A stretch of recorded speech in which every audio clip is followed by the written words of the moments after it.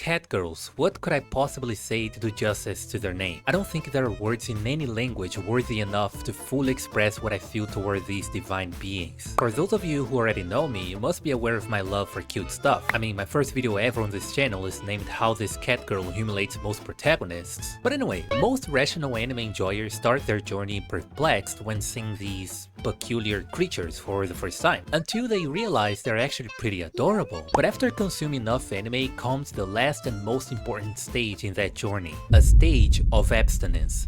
Abstinence from the kawaii. What starts as a healthy question about why catgirls are so famous in East Asian culture slowly turns into a desire for knowledge. The kind of knowledge that might, even if only by the tiniest chance, bring them into real life. Back when I was around 11 or 13 years old, I had no idea what these creatures were. To be honest, I didn't really think much about anime in particular. All I knew was that it existed, until someone convinced me to watch my first anime. I was so innocent back then. Maybe I shouldn't have been exposed to anime so early. I have no idea who recommended me my first anime, and I'm not even sure which one it was. Maybe it was Sword Art Online or Chivalry of a Failed Knight. Yeah, I started with that. And man, let me tell you, anime was kind of a love at first sight for me. Everything went smooth and all until something crossed my way. A catgirl. I don't remember who the first one was either, but one thing I can say is that something changed in me. You know when a neuron activates in a monkey's brain? It was something like that. You know how the Bible is split between the Old and New Testament? Catgirls were my New Testament. So this is the part where I'm basically gonna develop two questions. Why catgirls would be perfect in real life, and why they're even a thing. I mean, who was the first human blessed with this idea? Every cliche or trope you see in anime has a reason behind its fame. They're not famous just because. Well, I did my research, cause I don't wanna just pull things out of my ass, and I know many of us have had our attention spans totally messed up by TikTok and other cancerous platforms, but I promise I'll try to make this more historical part entertaining for you. Nowadays, catgirls coming from Nekomimi are known as women who possess some kind of feline characteristic. The equivalent for men would be a catboy, but I don't care about those, so let's pretend they never existed, okay? But this pure and harmless connotation is actually pretty modern. Modern catgirls basically descend from two Japanese periods, the Edo period and the Showa period.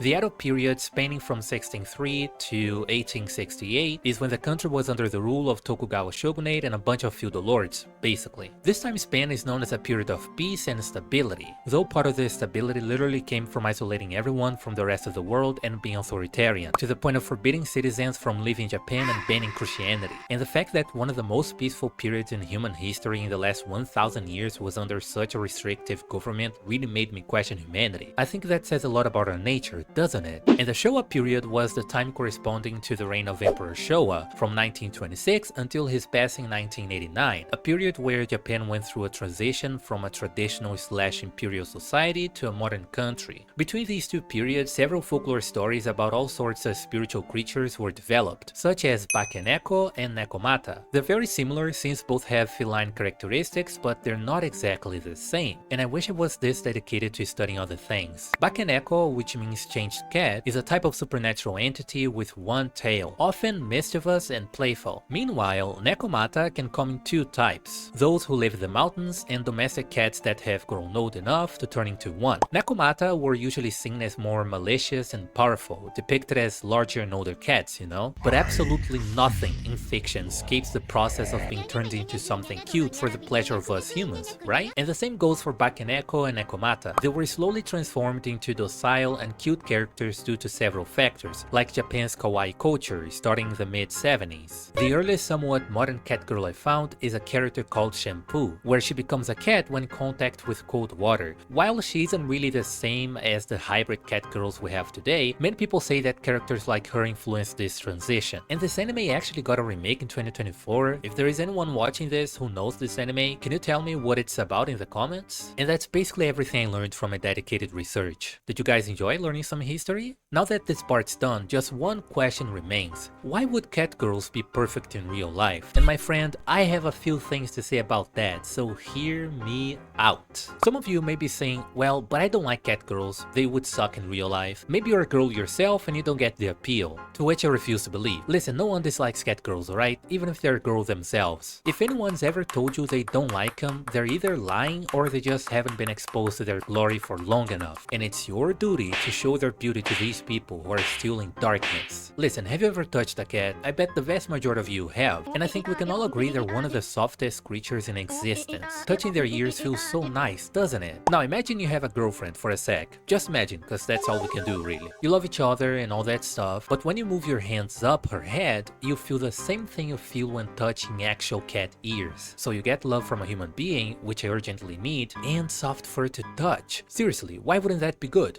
Tell me. And don't say it would look weird, cause I mean, of course it would look weird to some people at first, but that's something I'd be willing to adapt to. What about their tails? Listen, imagine how your relationship with your loved one could improve if they had a tail. Like, just imagine it. And that's what I'm talking about, my friend. And that's why I support humane and legal scientific research for the development of these species. Even cat boys. I hate to admit it, but some people do find them cuter. And that's not all. You can actually donate to my scientific research project, Meow for Everyone, on fundmybrocast.com, where I, along with a team of other highly skilled professionals, am willing to put our lives on the line to bring these celestial beings into real life. I'll leave the link in the video description below for the culture men and women from all parts of the world who are watching this video to check it out. And I feel like my image here on YouTube is not gonna be the same after this video. So what do you guys think of my love declaration and my studies on this topic? If you're a catgirl supporter just like me, don't forget to click the like button and subscribe to my channel. With all that aside, this video was really time consuming to make, but it was also pretty fun because even though I exaggerate all the time for the sake of comedy, my love for this stuff is real. I like making videos on silly and cute things in Japanese culture. That's just who I am, gang. I was born for the cute. So thank you so much for watching my video and supporting my work here on YouTube. And I see you guys in the next one.